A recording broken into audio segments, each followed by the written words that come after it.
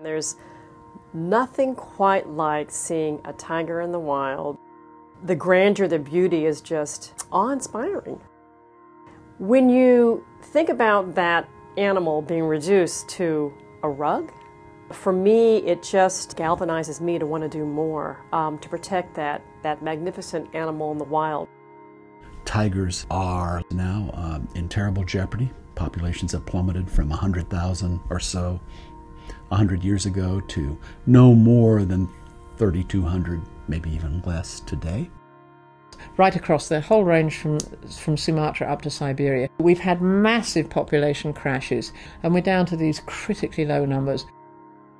The core populations are slowly getting wiped out. Like, for example, we had Suklafanta, which was the highest density of tigers recorded anywhere. Today we have 7 tigers left. We simply don't have enough resources on the ground at this point in time to keep them secure. We're still losing tigers every day. 3 subspecies of tigers have already disappeared. We don't want that to happen to the remaining tiger subspecies. By far the largest threat facing tigers is poaching. In some places they are shot, in others they're snared, in others they're poisoned, but the poaching really is rife across the whole range. Once the tiger was poached, every part of the tiger is taken away by the poachers, and you can hardly find a trace. Basically, for wildlife criminals, the tiger is worth more dead than alive, broken down into all its body parts, packaged, shipped and sold into different component commodities. Almost every part of the tiger has a use in either traditional medicine or folk beliefs. I've met people who believe that the skin has magical properties. You can wrap it around a sick person, it'll heal them. Obviously there's the ornamental uses of skins. Tiger bone is believed to have medicinal properties. Even the whiskers in some cases are used, and the tiger meat is also eaten. So unfortunately, a lot of these old beliefs have now coupled up with new money, and that's a disastrous equation for tigers. The drivers are definitely coming from numerous places. The magical issues around tigers is found in Sumatra. The pelt issue is primarily in Tibet.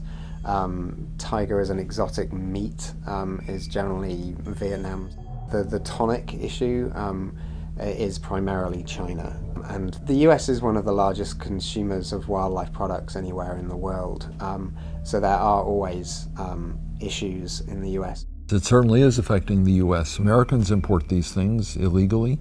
Americans go away and they buy things like skins of endangered animals. This is a problem that we Americans need to focus on. What's challenging in this latest crisis is the scope and scale of the problem and the involvement of organized crime, which makes it a harder nut to crack.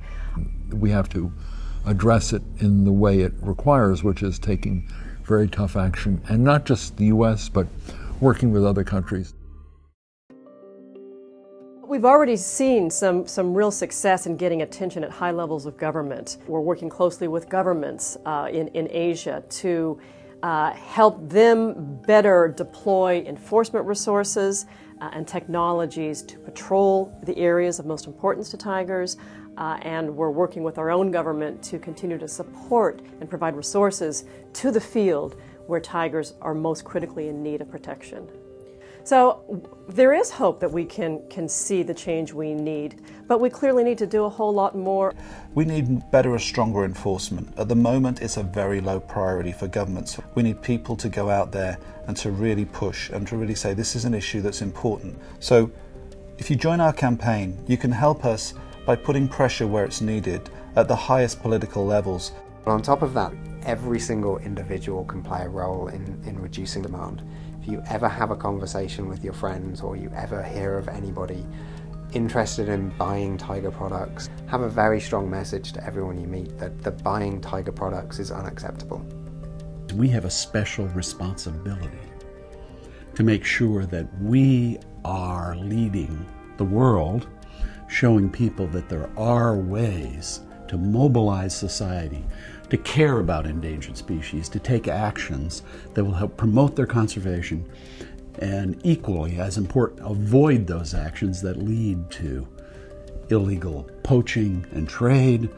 We owe it to our children and our grandchildren to leave them a world that has tigers in the wild, in secure populations. If we lose the tiger in the wild, the world's going to be a lesser place. To me, the definition of humanity is partly measured by how we treat our fellow species on the planet. We have the power and the resources to conserve tigers forever. The question is, do we have the will?